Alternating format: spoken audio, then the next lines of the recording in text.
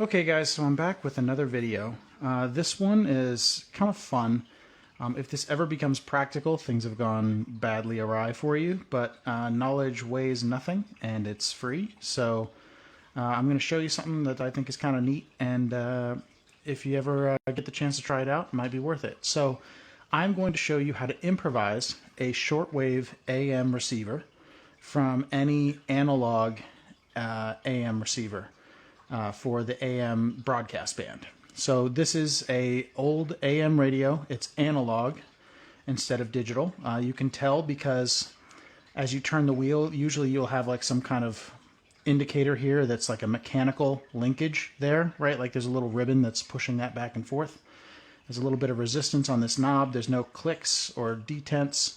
You're not using buttons to tune it. You're actually physically turning this knob, and what's going on is inside there's a little capacitor, and there's like an analog circuit in here. They don't make these much anymore, but you can still find them in thrift shops, and they're basically free. So this receives the AM airband, as well as, the AM broadcast band, as well as the FM broadcast band. That goes from, right here, it's showing from 550 kilohertz to 1,600 kilohertz. We are going to adjust that into the shortwave band, which is the extreme long-range radio stations that you might hear, foreign broadcasts from thousands of miles away. I saw this on an Instructables video, and I thought it was kind of neat. The guy who was demonstrating it also said that he did this mod on an AM radio for some of his friends in China shortly before, I forget which incident it was he was talking about, but it was one of their only ways of getting information from outside of the country.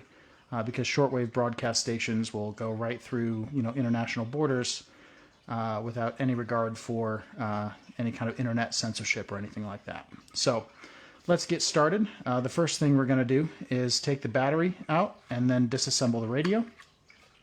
The tools you're going to need a screwdriver or whatever you need to take the radio apart. You're going to need a soldering iron, and you are going to need some magnet wire. So this is very thin gauge wire. This has it's an insulated coating on the outside.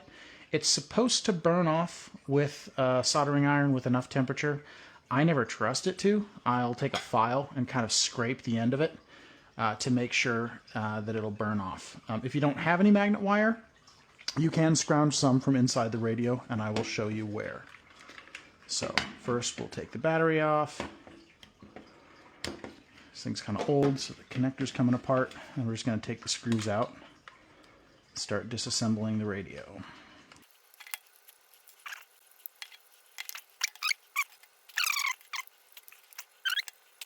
Each radio might be a little different, so you'll have to figure out how to disassemble it yourself. And I think I'm not going to be able to pry that out of there without damaging it, so I'm just going to have to kind of leave this out. Okay, so this is your tuning knob, and as you can see as I turn this capacitor here, you can see those plates in there, meshing and unmeshing, to give you different values of capacitance, and that is what causes your radio to tune to different frequencies. There's a couple other components in here. This one right here is your bar antenna for your AM reception. So we're going to use this as part of our mod. The other thing is, you'll notice that this is wrapped in magnet wire. If you don't have any magnet wire, you can steal a couple of turns off of this. You'd have to find where it connects, remove this adhesive, which is in the way, which is why I'm not going to do it here, and then steal a couple turns and then cut it and then use that for this mod. So all we're going to do, well, we're going to continue taking this apart so I can get a hold of the other side of the circuit board, because I don't have any solder pads on this side to solder to.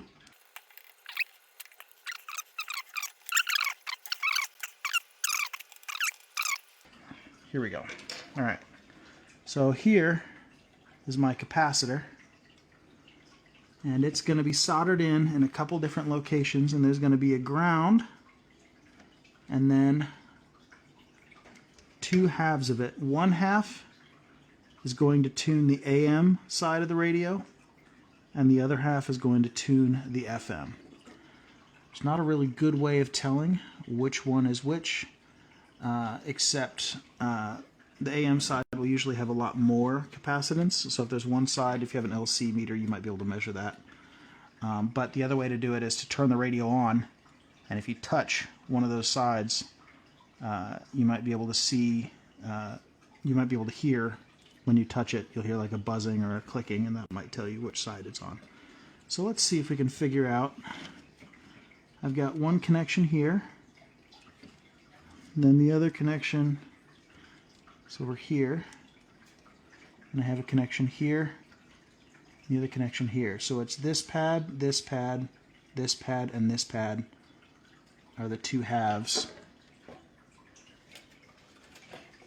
of my tuning circuit here. So I'm going to plug this in and turn it on.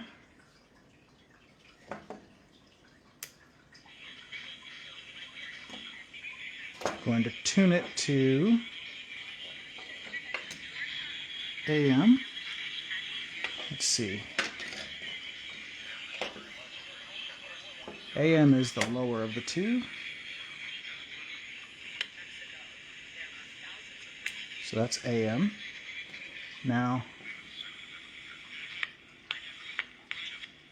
yep, that's my AM side. Nothing on my FM side does anything. You can hear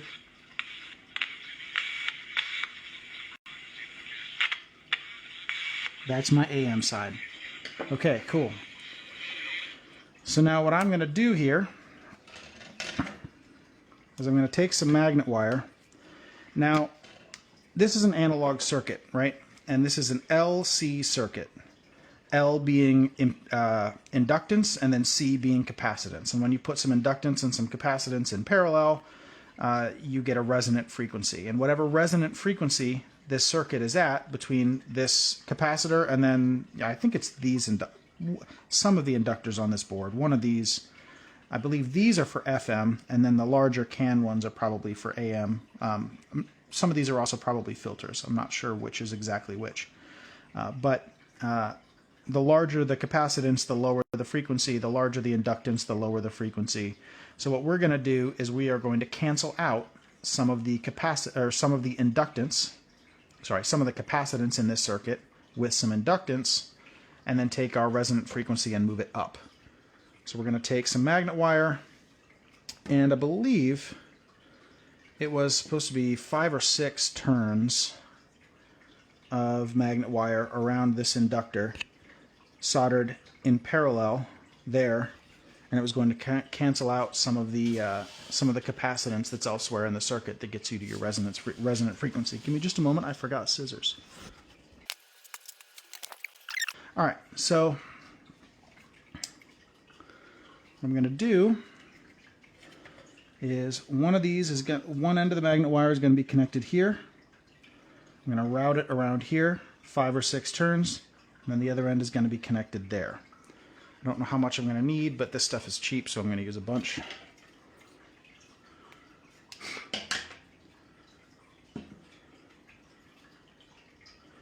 So, I'm going to just make sure I get the coating off of the end of this one.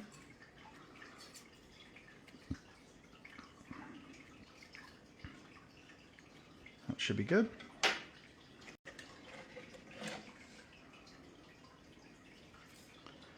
Heat up my soldering iron.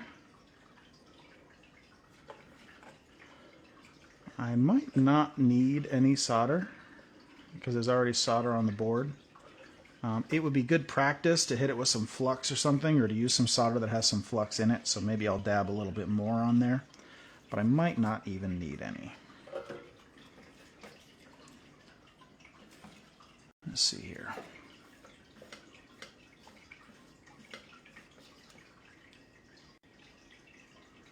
Hot enough? Perfect. All right.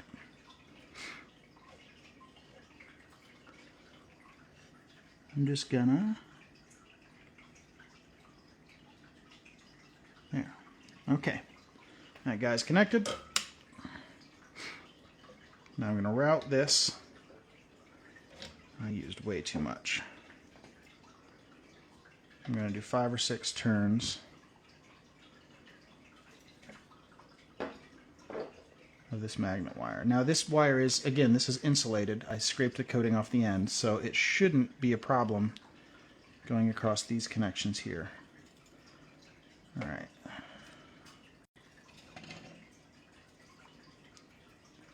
Try and keep it out of the way of everything else.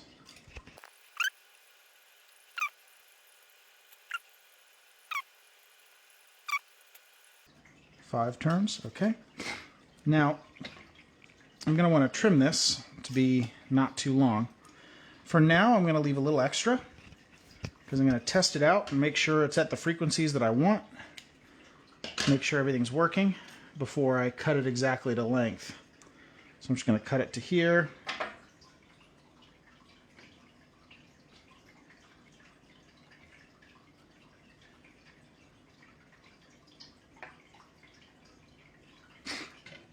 And now this one goes there. So, turn my soldering iron on.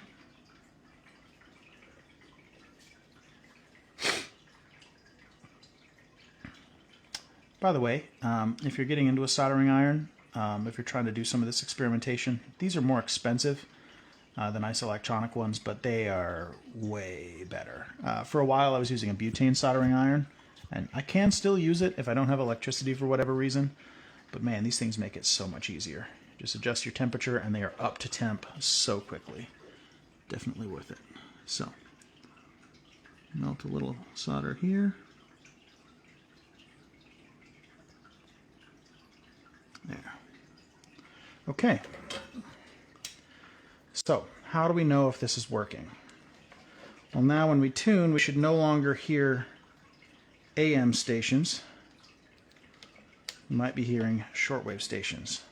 Now, I'm not going to hear much right now because I don't have an antenna connected. And I'm going to need to turn this to tune. All right? But let's see if we can hear anything. We probably can't. Yeah, see, it's gotten very quiet, very little static, because I don't have any kind of antenna connected. If I connected an antenna, this is an antenna in a tree, I might hear a little more. Alright, so I got the radio closed back up, and I'm just going to connect my long wire right here. I'm just making electrical contact, and then we'll see what we can hear. One thing to note is with this trick, you're going to hear the same station in a bunch of locations across the dial. You're getting like images and harmonics and all sorts of stuff that a high quality purpose-built shortwave receiver would filter out, but that's what you get with like a kind of an improvised radio like this. So let's see what we can hear. We'll probably hear a couple things. Also, the tuning is extremely touchy.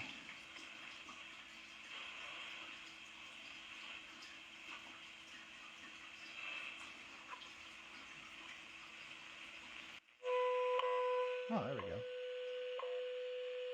Okay, so this is one of those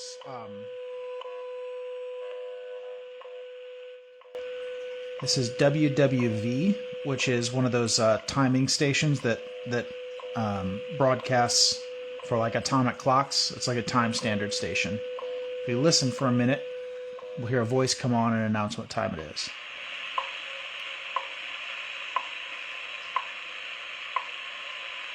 At the tone, 23 hours, 21 minutes, coordinated universal time.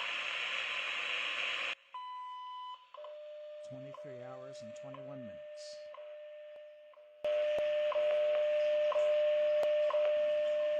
So these are at a couple different frequencies, I think 5 and 10 megahertz. They might have one at 7.5, I don't recall. Let's see what else we can find.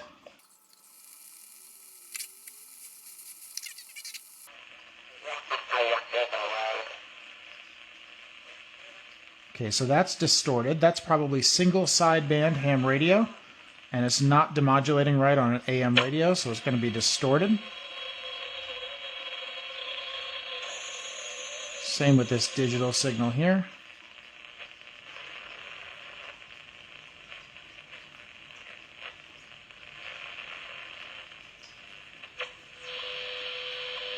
Yep, that's the time station.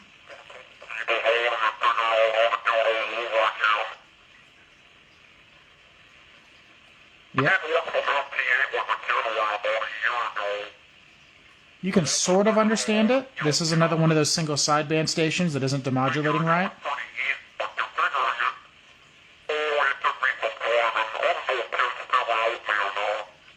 Yeah, so can't really understand it that well, but you can almost get it.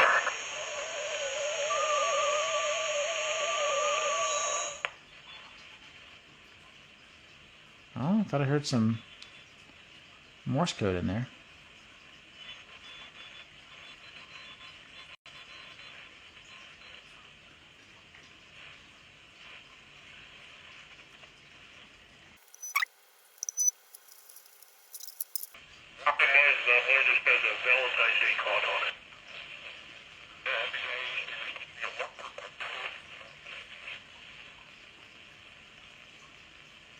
Little bits and pieces there.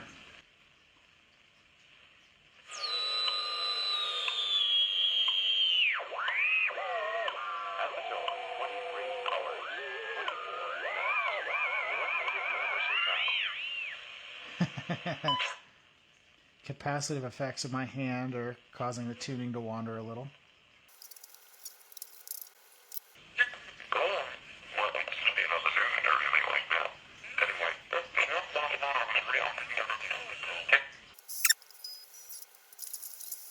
Okay, well, it works. Doesn't work very well as an improvised radio, but it does work. And if you were in a more favorable location, you might be able to get some shortwave broadcast stations. So if you need to adjust this up or down in frequency, that would be, you know, adjusting the number of turns that you put on the ferrite rod antenna. Not really a good way to do that precisely. Is this a good radio receiver? Hell no. But you can make it out of a AM radio and a piece of wire and a soldering iron. And knowledge is free. So I hope you found that interesting. Maybe give it a try if you can find one of these. And let me know how it works out for you.